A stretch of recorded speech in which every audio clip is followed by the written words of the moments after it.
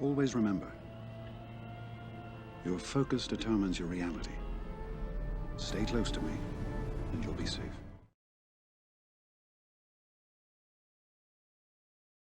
What's going on, guys? Today's video, we're going to go over some of the road ahead and just my thoughts on it all, why I am pumped about it. I am actually very, very excited about this road ahead because it brings us all of what we all wanted to have in this game.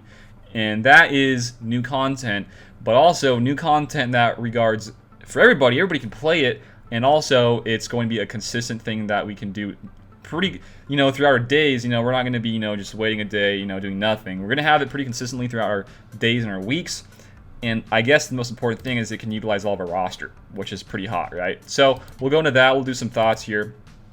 And man, oh man, I'm just having a lot of fun at the moment with my raid team. Not my raid team, my Vader team countering raids. It's a lot of fun, guys. And I just want to, before we get into the video for the road ahead, I just want to give a big shout out to IPD. This guy is amazing. He is so good right now with Vader. If you guys don't have him up and going, maybe consider it, because I think this guy is a severely underrated character in this game, but also he works so dang good with Vader. Any Empire at all, he is really strong. You get more max health, but most importantly with Zeta, you can't gain buffs if he does land his target locks on his detect. All of this is a pretty crazy guy, and he's very severely underrated in my opinion, but that's him. I just love this guy a lot. I might do a video all about him and why he's so good, and recently I've just kind of been having a lot of fun, because you guys have too, right, with Vader. So let's get over to the road ahead. Road ahead, what does it look like? How good is it? Well, in my opinion, this is a great thing for the game. I think this is one of the best things we could have had in the game. The only thing, my only disappointment about the road ahead itself is just how long it took to get released. But I can't be too picky about it. I'm still kind of optimistic, as I always kind of want to be with this game. I think it's a great road ahead regarding what is the details inside of it. Again, this is like a road ahead. We don't have, this is when it's going to drop. This is just talking about what's to come. We don't know exact dates on it all, so we have to kind of just be kind of patient about that. As always, being patient is a virtue. So what is the road ahead? What is all about the road ahead? Well, you get a new mode called the Galactic Challenges. So this is a pretty crazy and interesting mode here. What it pretty much does is it brings you more activities for players each day. And they hear us, they listen to us. They might not communicate the best with us, which is always a bummer, and I think they're trying to get better at that. But they hear the players asking for more ways to grow rosters. Let me reread that. We hear players asking for more ways to use their growing roster of units and want more than just new events that can master quickly or sim. And Galactic Challenges are the first in a series of features. Not just the first and only. This is the first in a series of features, and they say kind of similar to the Grand Arena and how it was, transitioned to a Grand Arena Championship. So that's pretty cool to hear. I would like to see something along the lines of, like, we get this Galactic Challenges, but also later down the line we get something like a solo raid where we can personally, individually do a raid ourselves. In like some sort of blitz mode or something, where you get the higher score you get, the better points you get. It's not really about like beating the whole raid or something like that. I don't know. I think there's some really cool things and aspects of solo raid that I would love to see and how they could implement in the game. But for today, the road ahead is about Galactic Challenges. So it says it will offer, let's see here, it will work together to offer new ways to utilize your collection, which is what we all wanted to have to use and to play, right? We want to play with the people we have unlocked. Right? You have these whales, these krakens, 6 mil, 7 mil GP and above. They have so much in the game, but they can't use all of it. And this is great for them, but not just for them. This is going to be great for everybody, because everybody can access this and you will be able to use it. And we'll read later, it does scale upon your roster. It's not going to be super tough for, everybody. It's going to be individualized for that person. It'll scale on that person and how that person's roster looks, right? So what is the Galactic Challenges? It's a new type of event that will feature interesting combat puzzles. Man, they love their puzzles, right? Which will change on a regular basis. These events will feature a rotation of different enemy factions, allowing you to test out different parts of your collection. What makes Galactic Challenges an interesting twist from other forms of combat is the introduction of randomly selecting combat modifiers to constantly change up the puzzle. So that right there is a bit interesting, having a bit more variety and a bit more, you don't know what's going to get thrown at you. I guess it's kind of interesting thing, and I'm always down for these type of things in this game. I can't think of like a new mode that they would release that is just so simple and so basic. You can't be a carbon copy of the Galactic War, right? Because if it was, it wouldn't be fun for anybody, because you would just get through it and, oh, that's that, and you're done. I don't want it to be like a Blitz mode where you just kind of go through it all and you're done. I'm not saying that Blitz from Marvel, whatever the game is, Strike Force, but it's just like something that you can just kind of keep going, and it gets a bit harder and harder as you go on, which this will be that, right? And it says modifiers can come in different forms: environmental, enemy, and player. So there's three different forms there, which is pretty nice to see. A lot of different change-ups, a lot of curveballs going to be thrown at us, which is always good in my opinion. And it says here they want to keep these bonuses and matchups thematic, but use a variety of options to keep the challenges unique and interesting. For example, environmental modifiers come from planet or location and apply to both the player and the enemy, which is pretty cool.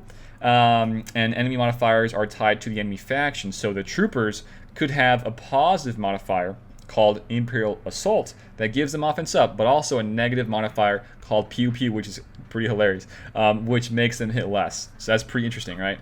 And also says player modifiers can be positive or negative and apply to the player's units. Cool there. And lastly, it says here the different environments, enemy factions, and combat modifiers, positive and negative, combined to create fresh and interesting challenges. So there's just so much difference in variety here between three of those different forms: environmental, enemy, and player, that will, I think, bring such a cool aspect to a new game mode, which I think is great. I think it's really great. So continuing down the line here, they are talking about the challenge in Galactic Challenges. We're still working on some of the details, but our intention is for Galactic Challenges to offer an appropriate challenge for you wherever you are in the game. So going back to what I said earlier with, what kind of is going to scale upon where you are in your roster, your GP, what stage of the game you are, early, mid-game, or late game, it should be really great for everybody. And that's the one thing I wanted. I wanted new content, not just for the whales, but for everybody who wants to play this game.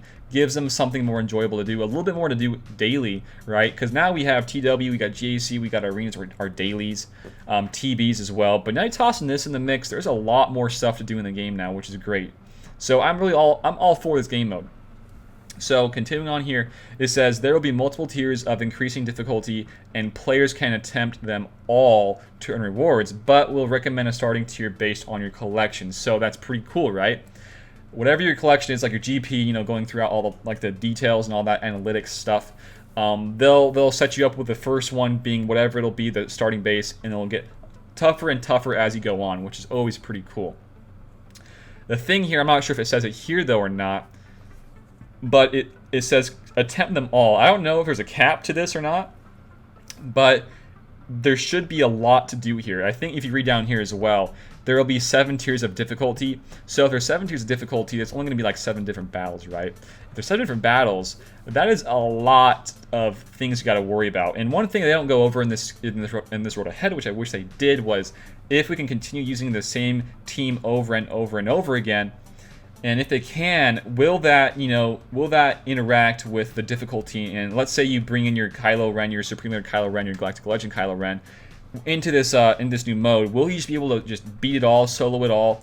I would have to probably say no, because if you want to implement him in a GL into an account, you probably want to make it so you can't just beat it all, or else it'll be too easy. You got to have some challenge to all this, or else it's pretty lame, right? So we'll have to kind of see here. I'm not sure if you guys follow LEGO Legacy at all, but they did come out recently with it's called Brickspedition, where it's kind of like a Galactic War, right? Where you kind of go along the battles and you collect your stuff as you go on, but it for sure gets tougher and tougher as you go on. And I is something that I'm kind of referring to at times when I'm reading some of this stuff. So I like that. It was kind of fun in Brickspedition, but it was too easy. And what I'm hoping in this for Galaxy of Heroes is a bit more tough. And with those, different things going to be playing a pretty big part in here, the 3 different forms, hoping it's going to be a little bit more variety, and we'll not have it be too easy on us, which I'm really hoping for. And continuing on here down the line, it says, in addition to playing the base mission for the tier, each tier may feature feats. So I said my one disappointment with the road ahead is just how long it took to get out. This is kind of a disappointment here, kind of not. I'm just kind of I'm really hesitant towards feats because I'm not a huge proponent. I don't really like feats in GAC. I don't like the idea of having to use specific characters in a battle to just get the battle done, get the points or whatever, and get it through. I don't like that. And in a specific thing in this scenario, right, where you have feats, and let's say, you know, tier 4, because it says there's going to be 7 tiers here at the very bottom, right? Let's just say like tier 6 or 5 or whatever. You have to use, I don't know, a Tusken Raider. You know, what if you have to use that guy, and that tier specifically is very, very tough. What are you going to have? I mean, I don't know. How would you be that tier? I don't know if you could. And hopefully it's not going to be like those, you know, really worthless characters if they do go down that route. Hopefully it's like some stuff that are really good and would be kind of worth farming for. We'll have to see though. I don't know. But that's like my one thing. I'm not too sure how it's going to kind of pan out. We'll have to see though. And it additionally says here, feats will be, let's see here, feats will add an additional layer of complexity to the puzzle. So not only will it already be complex with the different forms, but now you're going to have feats to make it even more complex. So it also says while you can bring in your favorite squad in the battle, feats will challenge you to complete the battle with additional conditions to earn more rewards. So it's going to be pretty dang hard, I feel like, for the feats aspect of it, which I'm not sure if I love a lot, but we'll have to see because, you know, it could be pretty cool, it could not be pretty cool. Hopefully it is pretty cool with the feats aspect and different from GAC because I don't like the GAC feats at all, for the most part. Also, the schedule for it. It says you'll earn access to Galactic Challenges by completing your daily activities. So you can't be, you know, all day long. You can't be spinning your characters all day long, man. You gotta do your dailies. You gotta get this unlocked so you can do some Galactic Challenges, and you're good to go. And I should be good there. I do all my dailies, you know. I'm not even sure there's anybody out there who just doesn't do dailies anymore. Maybe they're so bored with the game they don't. But for me, I'll love to do dailies so I can get access to this as soon as possible. So what else does it say? Well, it says once you've qualified to enter the event for the day, you'll be able to play any tier, and importantly, you'll be able to play as many times as you like for that day to attempt to complete as many tiers and feats as possible. That's pretty nifty. That's pretty cool. You'll be able to play as many times for that day as you like. So you're going to have 7 tiers. And for me, what it says, you have 7 tiers. You get different rewards at these different tiers. The hardest tier being tier 7. It might not be that easy to complete over and over and over again, right? So we'll have to see. It's pretty interesting. But the nice thing here is you can do it as many times as you want throughout the length of that being live for the Galactic Challenges, because it's not going to stay alive for all day long, 24/7, right? But the one thing here I was going to bring up was, man, okay, so there's this one game I was playing not too long ago called Marvel Contest of Champions, and they had a tournament system kind of similar to Galaxy of Heroes one that we had a long time ago. But in that one, they had like different people kind of were stronger than the other people because of the faction bonuses that they got over the other. And I guess you can think about like Pokemon, right, where like one is super effective over the other. I would really, really find it kind of annoying if that's kind of similar to that, because then you're kind of forced to farm a lot of these not as good characters and teams if it is that, you know, scenario. But we'll have to see. You know, there's a lot of things to think about here as this goes on. So continuing here, similar to Grand Arena Championships, we'll release Galactic Challenges in exhibition season format. During this time, we'll try out different versions of the event and see which combinations work the best. But we're currently envisioning event durations of 24 hours to 7 days with 7 tiers of difficulty and 3 feats per tier. That's all we have for today, but we look forward to sharing more details about Galactic Challenges in the future posts. So there you guys go, Galactic Challenges.